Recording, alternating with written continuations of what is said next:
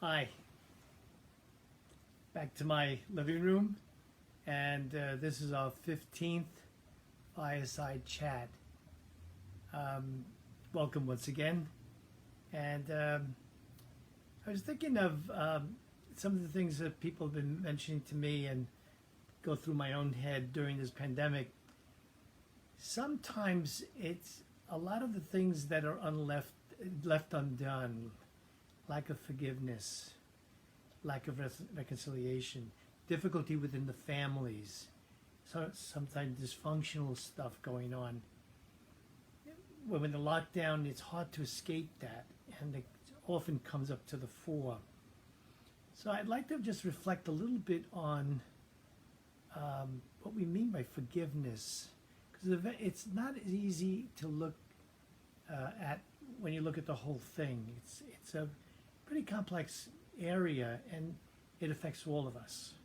I think we all are dealing with things like this, maybe now, but certainly all the time. I have here the beautiful picture of San Francesco di Paola, St. Francis of Paola. He actually grew up not too far from where I was born in an area called Calabria. And he was a sort of a kind of a Franciscan, but started an even stricter form of Franciscanism. First vegan. He was a real vegan, no fish, no nothing, just vegetables. And his order still thrives today, the Minimi. But towards the end of his life, maybe for 15, 20 years of his life, the Pope asked him for a favor. The King of France wanted a holy man that he could consult, and he had heard of this Francis of Paola in the wilds of Italy, and so he asked the Pope, could he consult him, and would it be possible even for him to live in France so that he could. So the Pope asked him for the favor, and of course Francis of Paola went in obedience to the Pope and stayed in France until he died, around 15, 20 years. And he was responsible for a lot of endings of wars and rivalries between families and major things that were happening in France. They say that he probably averted some major wars by calling attention to the ways of Christ and reconciling people, and so he was a real reconciler, a real person who brought people together to forgive one another. It was a very, very great ministry. Think of another saint, this from another part of Italy called Umbria, Santa Rita, Saint Rita of Cascia. Saint Rita of Cascia was married off at a young age, probably 14, 15 years old, which was the custom then, to a very, very violent man. Her husband was very violent. And her sons, had two sons, were also very, very violent people. And it was, she prayed for them all because she realized how dangerous it was to be with them. Not only physically dangerous, but they were losing their souls, and they were going to their immortal sin. Her husband actually died from a fight. Someone killed him over some injury or something that happened between families, and her two sons actually died too, not with those things, but from illness. So at that point, she entered the convent of the Augustinian sisters, and was received. You always see her with a little thing here. She received one wound from the crown of thorns on her forehead as a thank you from God. Some thank you, right? Couldn't write a note. So we have lots of saints that try to see in the Christian vocation one of reconciliation, forgiveness, and saying Jesus thought that was the most important thing of his ministry, to try to teach people to do that from the cross. Father, forgive them, they don't know what they do. And reconciliation in so many ways, so many times Jesus showed him. In fact, in the Our Father, forgive us our sins as we forgive those who sin against us. Jesus emphasized that at the end. He said, remember, if you don't forgive other people, God the Father will not forgive you. So forgiveness is a big topic and a difficult topic. So I would like to just reflect upon it, because we load in, when the one word forgiveness, we load a lot onto it, when there are different levels and different ideas within forgiveness that are important. Some of this reflection came from a book called Amish Grace, about the Amish and their view of forgiveness, and how they were able to forgive the killer of five or six innocent girls in school. It was a terrible, terrible crime. He killed himself, the killer.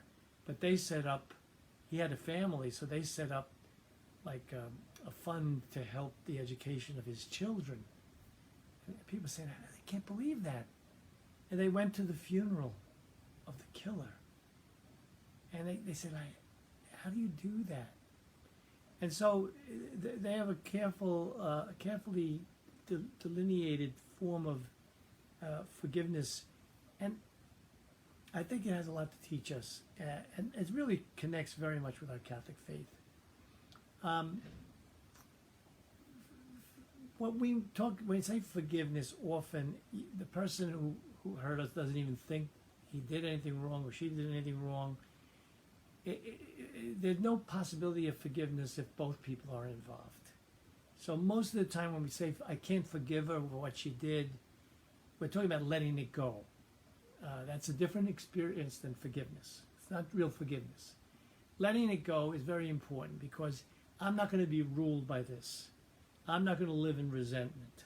I often say that this is the mathematical thing. If someone smacks me and I remember it 99 times, they only smacked me once, but I'm responsible for 99 smacks against me, because every time I remember it, I feel it again. But they only smacked once. I did it 99 times. So letting go is very, very important, because we're the ones that suffer if we don't let go. We just have to let go. There's no possibility of change here. There's no possibility of reconciliation, of forgiveness. So you just have to let go, just to say, I don't want to live with this. I just don't want to live with this. And so what we end up doing, praying for the person and just saying, Lord, to the extent that they've done anything really wrong to me, please teach them that that's not the kind of thing. I can't seem to do it. That's letting go. Important. And most of the time, that's what we mean. Forgiveness is something that requires both people involved. The paradigm of this, of course, is the sacrament of forgiveness, reconciliation, confession. What is required for confession? Very, very good. First of all, you have to be sorry for your sin. Secondly, you have to confess it. You have to say, this is what I did. Third, you have to say, firm purpose of amendment, I'll never do this again. And fourth, you got to do your penance, meaning I have to restore the world that I wrecked by the thing I did. I've got to, do something. So most of the time when people say, that person, I just can't forgive them. So, well, I say to them, well, did they ask your forgiveness? Well, no. Oh, now, and I always say to them, if that person came to you and said to you, I did something terrible to you. I am so sorry I did it. I don't know.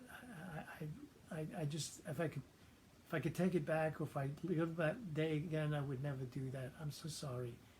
I'll never do it again, I promise. And to just show you that I really mean this, I want to X, Y, and Z for you. I would say with the person, would you be able to forgive them? She says, I would welcome that, because that's what's missing. And she says, yeah, that's because there's no forgiveness there possible, because no one's asking you for forgiveness.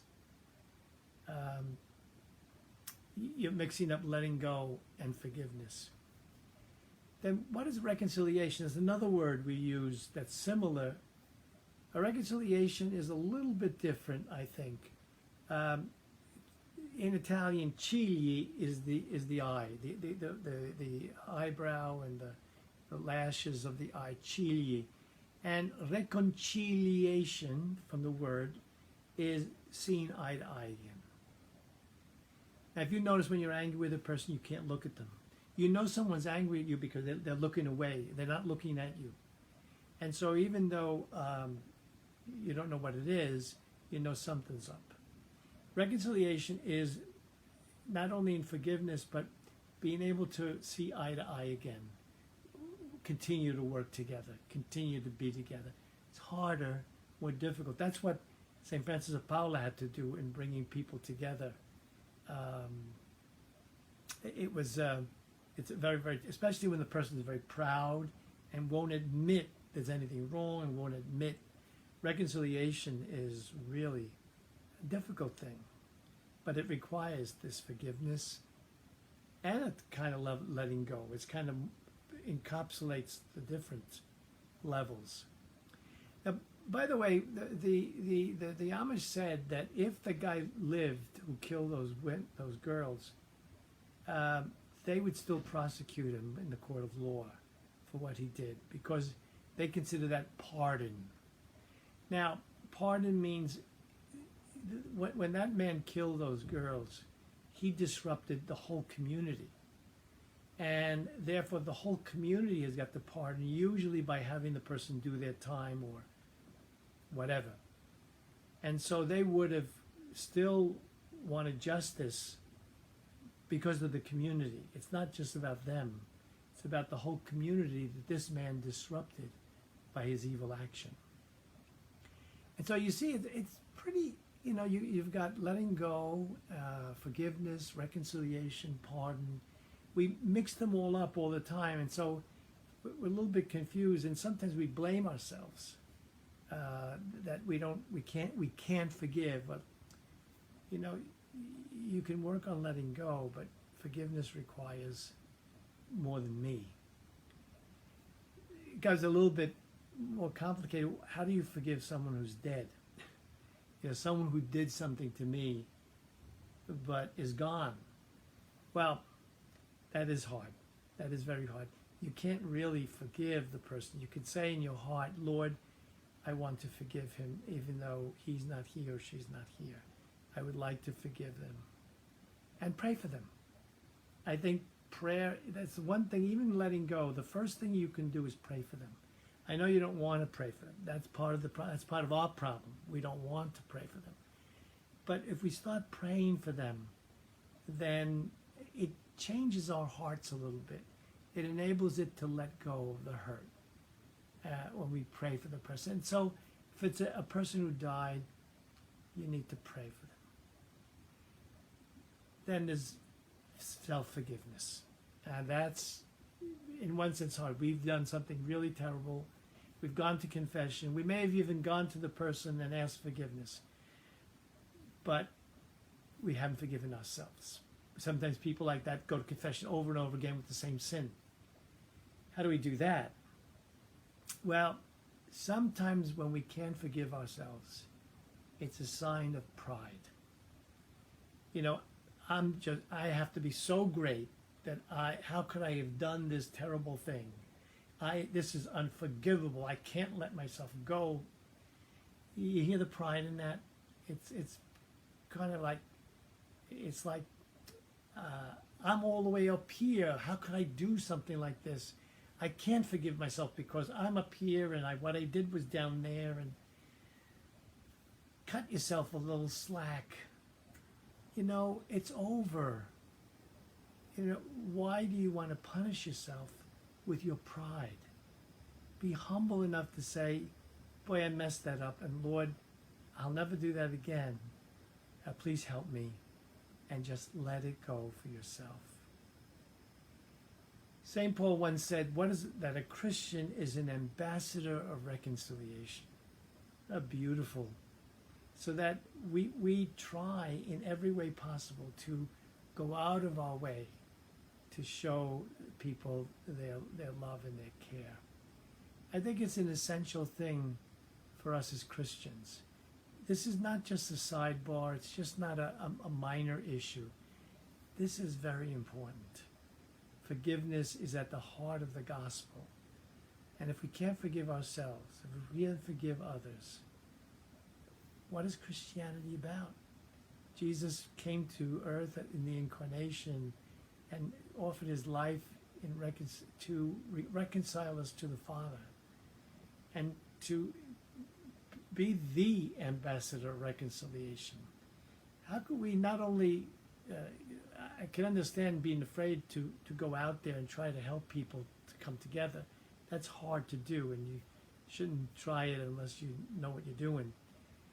But at the same time, we've got to be at peace with ourselves, letting go of past hurts, letting go of the things we've done, and just ask. Sometimes it's like praying over and over again, Lord, help me to let this go. Lord, help me to let this go. Or praying for that person, or praying for yourself.